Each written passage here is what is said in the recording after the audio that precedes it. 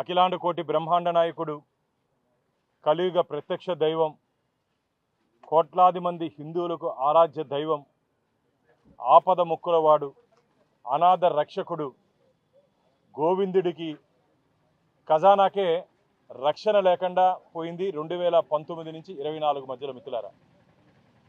గోవిందుడు వెంకటేశ్వర స్వామి ఖజానాకే రక్షణ లేకుండా పోయింది. నివ్వెరపోతున్నాం.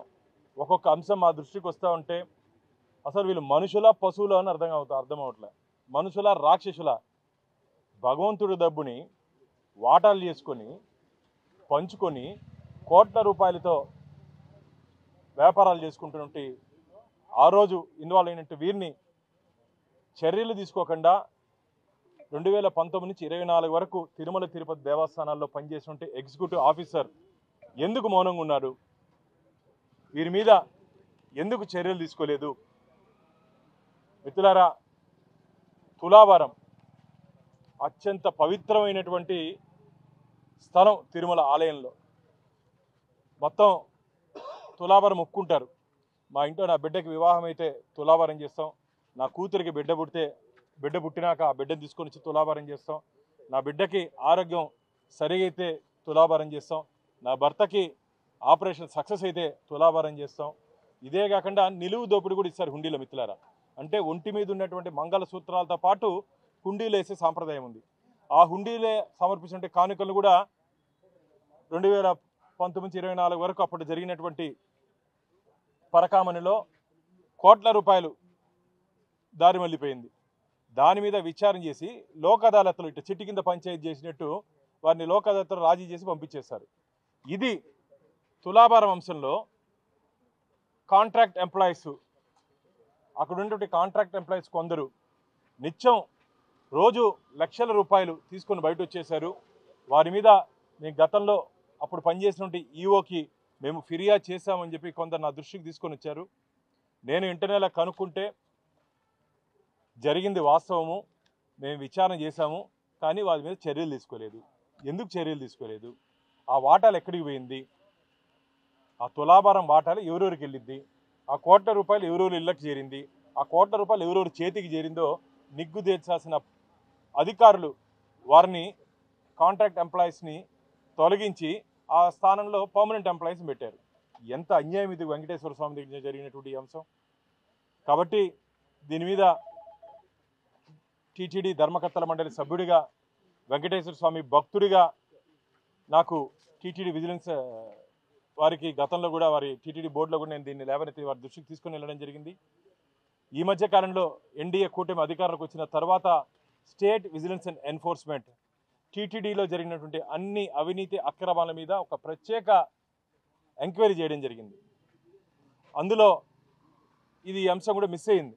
ఎందుకంటే ఎవరికి ఈ అంశం మీద ఈ పరకామణిలో ఎంక్వైరీ చేశారు, ఆ తులాభారంలో కూడా ఇలాంటి జరుగుతుందని చెప్పి నివ్వెరపోతున్నారు అధికారులు కూడా.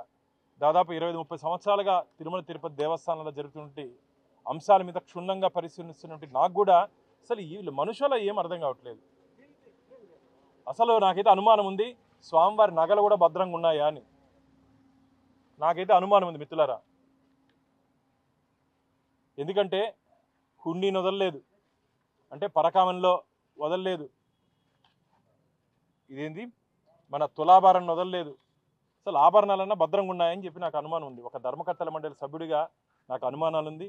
నేను రేపు జరగబో ధర్మకర్తల మండలి సమావేశం దీని మీద అడగాలనుకుంటున్నాను భక్తుల తరపున. ఇది చాలా బాధాకరమైన విషయం. ఎందుకంటే నేనైతే గట్టి నమ్మకం ఉంది టీటీడీ ఉన్నటువంటి వ్యవస్థల మీద. ఒక పిడికడి మట్టి కూడా బయటికి తేలేరని చెప్పి ఒక గట్టి విశ్వాసం నమ్మకం నాకు ఉండేది. కానీ 2019 నుంచి 24 మధ్యలో అప్పటి నుండి అధికారులు, ధర్మకర్తల మండలిలో ఉన్నటువంటి పెద్దలు గూడు పుటాన్ని చేసుకొని స్వామివారి సొత్తుని ఇట్లా ఇష్టానుసారంగా పప్పు బెల్లాలు పంచుకున్నట్టు పంచుకునేశారని చెప్పి ఒక ఆవేదన, ఆందోళనతో నేను మాట్లాడుతున్నా మిత్రులారా. ఇది మంచిది కాదు. ఏ విధంగా అయితే గతంలో తిరుమల తిరుపతి దేవస్థానాల్లో నేనే అంశం కూడా బయటపెట్టడం జరిగింది. 5 గ్రాముల బంగారు డాలర్లు, $300 మిస్ అయినప్పుడు justice Wadhwa committee, justice Jagannatharao committee ఏ విధంగా ఆ రోజు సుప్రీంకోర్టు చీఫ్ జస్టిస్తో ఒక ఎంక్వైరీ జరిగిందో ఆ విధంగా తిరుమల తిరుపతి దేవస్థానంలో గత 5 సంవత్సరాలు జరిగినటువంటి ఈ అవకతవకల మీద ఒక గట్టి ఎంక్వైరీ జరగాలి నిష్పక్షపాతంగా అని చెప్పి నేను భావించాను. విజిలెన్స్ అధికారులకి ఇక్కడ తిరుపతి నుండి విజిలెన్స్ అధికారుల దృష్టికి నేను తీసుకుని వెళ్ళాను. తొందరలోనే రాష్ట్ర డీజీపీ గారిని కూడా విజయవాడలో కలవబోతున్నాను. రాష్ట్ర గౌరవ ముఖ్యమంత్రి గారికి కూడా ఇక జరిగినటువంటి అన్యాయాల మీద వారికి కూడా వివరించబోతున్నాను. రాబో రోజుల్లో ఖచ్చితంగా ఇంటి దొంగలను వదిలే ప్రసక్తే లేదు. అక్కడ పనిచేసినట్టు కొంతమంది కాంట్రాక్ట్ ఉద్యోగస్తులు కోట్లకు పరిగెత్తారని చెప్పి అసలు వారు అప్పుడునంటే అధికార పార్టీలో ముఖ్య హోదాల్లో పనిచేశారని చెప్పి నాకు ఉంటే ఇన్ఫర్మేషన్ ఇస్తున్నారా. అంటే వైసీపీ పార్టీకి సంబంధించి ఒక నాయకుడిగా వాళ్ళు చలామణి అవుతున్నారు. ఇప్పుడు ఆ ఊరిలో పోతే దాదాపు 3-4 పెద్ద పెద్ద భవనాలు ఉన్నాయి. కోట్ల రూపాయలు తండలు అంటారు, ఫైనాన్స్ మారుస్తున్నారు. కిలోల కొద్ది బంగారు ఉందని చెప్పి అక్కడ ఉంటే స్థానికులు చెప్పడం జరిగింది. ఎంత బాధ అంటే దీని మీద గతంలో అనేక పర్యాలు అప్పుడున్నటువంటి ఈవో గారికి ధర్మారెడ్డి గారి దృష్టికి తీసుకుని వెళ్ళారు, మేలు చేశారు, చెప్పారు. ఎక్కడ విచారణ, ఎందుకు కాపాడారు వారిని, ఎవరి కోసం కాపాడారు వారిని, ఇవంతా బయట రావాల్సిన అవసరం ఉంది. కాబట్టి తిరుమల తిరుపతి దేవస్థానంలో 2019 నుంచి 24 వరకు, నేను ఎందుకు మళ్ళీ 2019 నుంచి 24 వరకు అని చెప్తున్నా అంటే 5 సంవత్సరాల జగన్మోహన్ రెడ్డి కాలంలో హిందూ దేవుళ్ళన్నా సరే దేవస్థానాలన్నా సరే ఒక భక్తి లేదు, భయం లేదు. భక్తి అన్నా ఉండాలి, భయం అన్నా ఉండాలి. ఈ రెండూ లేనటువంటి వ్యక్తి జగన్మోహన్ రెడ్డి రాష్ట్రానికి ముఖ్యమంత్రిగా అయిన దౌర్భాగ్యం. వెంకటేశ్వర స్వామి ఆలయంలో ఇన్ని అరాచకాలు అపచారాలు జరిగాయి మిత్రులారా. కాబట్టి దీని మీద డీటెయిల్డ్ ఎంక్వైరీకి నేను కోరాను. రాబో రోజుల్లో ఖచ్చితంగా ఈ విషయాలన్నీ బయటపడతాయి. ఎవరెవరు స్వామివారికి డబ్బులు తినేశారో ప్రతి పైసా వడ్డీ కాసుల వాడికి వడ్డీతో పాటు కట్టిస్తాం. వడ్డీ కాసుల వాడికి వడ్డీతో పాటు కట్టించి వారిని జైలుకి పంపించేంత వరకు మా పోరాటం ఆగదని చెప్పి మీడియా ముఖంగా గోవింద భక్తులకి హామీ ఇస్తున్నారు.